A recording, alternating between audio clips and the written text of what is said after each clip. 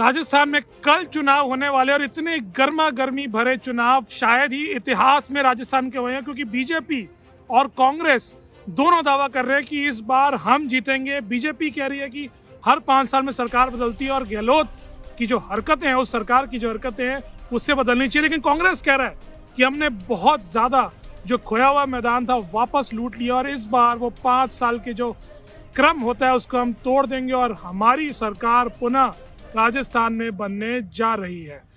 कौन जीतने वाला है, सर्वे क्या कह रहे हैं और किसकी सरकार अब बनेगी, हम आपको आज इंडिया नाउ एंड हाउ के इस एपिसोड में बताएंगे। मैं हूं आपका होस्ट अंकित और देखते रहिए पूरा एपिसोड जानने के लिए जो नई लेटेस्ट डेवलपमेंट हो रही है, खासकर बीजेपी के मुख्यमंत्री चेहरे को लेकर और कांग्रेस की बहुत बड़ी बड़ी बातों को लेकर। उससे क्या हमें नया चीफ मिनिस्टर देखने को मिलते हैं अगर कांग्रेस जीत भी जाती है, या बीजेपी की जीत के ऊपर हमें एक सरप्राइज नाम मिलता है जैसा हमें लगता नजर आ रहा है। 12 घंटे रह गए वोटिंग को शुरू होने में और करीब 36 घंटे पहले तक जब चुनाव के प्रचार चल रहा था तब तक दोनों पार्टीज ने लेड बाय प्रधानमंत्री नरेंद्र मोदी और उधर से अशोक गहलोत और राहुल गांधी दोनों तरफ से बहुत भारी भारी हमले हुए।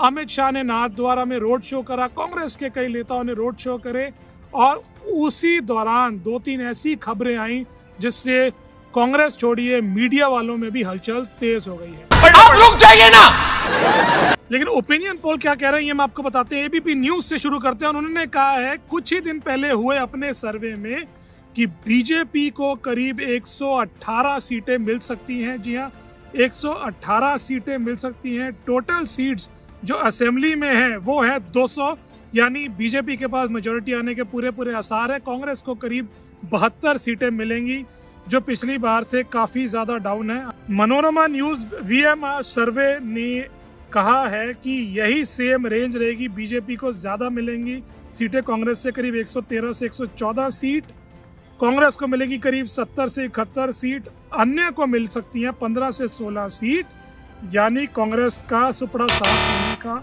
जो अनुमान है वो तय है।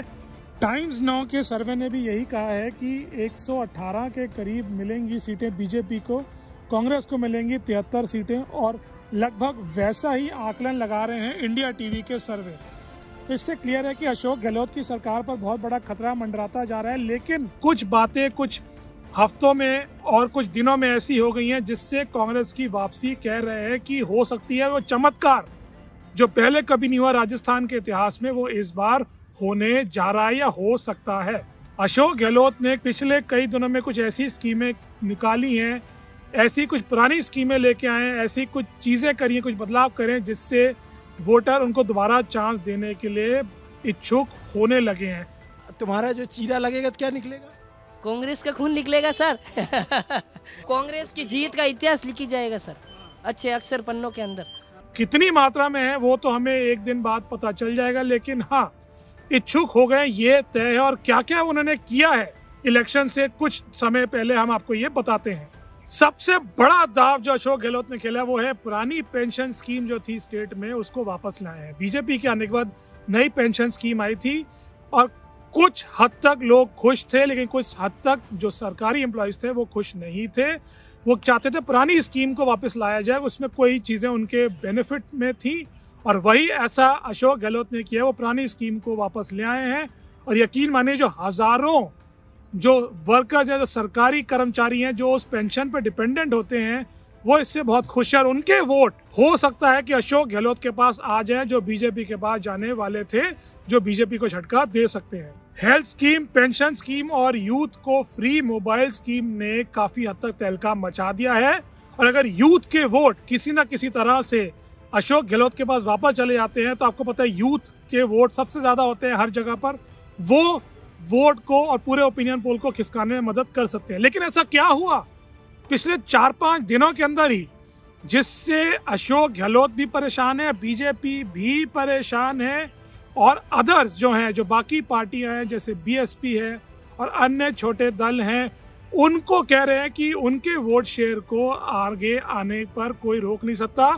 जो उनको पिछली बार 10-11% वोट शेयर मिला था, इस बार हो सकता है अदर्स को 13 से 15% वोट शेयर मिले, जिससे कुछ सीटों में बाजी खिसक सकती है। अशोक गहलोत पर पहली रेड डायरी के ऊपर बहुत ज्यादा प्रॉब्लम हो रही थी। रेड डायरी वो है जो उन्हीं के नेता ने खुलासा किया था, जिसमें राजस्थान क्रिकेट एसोसिएशन इन्वॉल्व है, जिसके चीफ हैं अशोक गहलोत के बेटे वैभव गहलोत।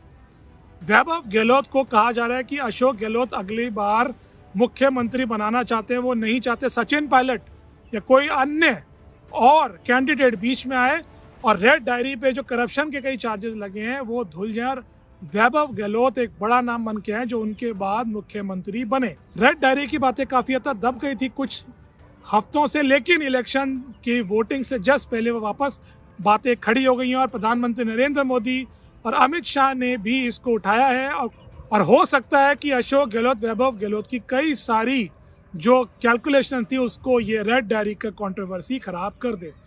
बीजेपी नहीं बची है इस चीज से। आप देखिए, बीजेपी ने अपने सीएम कैंडिडेट को नहीं अनाउंस किया। उन्होंने वसुंधरा राजे के साथ रिस्क लेना जरूरी नहीं समझा, लेकिन 2-3 दिन पहले एक नया नाम लगता है उसमें कूद पड़ा है। एक ऐसा नाम जो जयपुर राजघराने का है, पुराना नाम है, कभी उसने ऐसा चीफ मिनिस्टर के एम्बिशंस को नहीं बताया, नहीं उभारा, लेकिन अब कुछ दिन पहले, जो 2-3 दिन पहले इंटरव्यू हुआ था, उसमें उस नाम ने बढ़ चढ़कर अपने नाम का हिंट दिया कुमारी, जो रॉयल फैमिली की है। माननीय दिया कुमारी की मैं बात कर रहा हूँ, जो जयपुर राजघराने की हैं। वो काफी समय से बीजेपी में है, एमएलए भी रह चुकी हैं जब पिछली बार बीजेपी की सरकार थी, और उन्होंने अपने इंटरव्यू में हिंट दिया है कि अगर बीजेपी की तरफ ये मैंडेट आता है तो हो सकता है वो भी चीफ मिनिस्टर कैंडिडेट बन सकती हैं। जी हाँ, चीफ मिनिस्टर की दौड़ में वो हैं, वो उनको आप कम नहीं समझे। और ये एक बहुत बड़ा ट्विस्ट है जो बीजेपी के सर्कल्स में और मीडिया सर्कल्स में बहुत बड़ी खलबली मचा रहा है। तो देखना है जो अशोक गहलोत की स्कीमें हैं वो उनके करप्शन चार्जेस के ऊपर भारी पड़ती हैं और बीजेपी को एक झटका देती हैं, या ट्रेंड के मुताबिक प्रधानमंत्री नरेंद्र मोदी की जो रैलीज हैं उसके बाद बीजेपी ही जीतेगी और वसुंधरा राजे चीफ मिनिस्टर होंगी, या दिया कुमारी होगी, या कोई और तीसरा नाम एक सरप्राइज बनकर उभर के आएगा, या अगर कांग्रेस ही जीती है तो क्या सचिन पायलट को बनाया जाएगा मुख्यमंत्री। बहुत इंटरेस्टिंग होने वाला है। इंडिया नाउ देखते रहिए। आगे आने वाले अपडेट्स के लिए, देखने के लिए बहुत बहुत धन्यवाद। जय हिंद, जय भारत।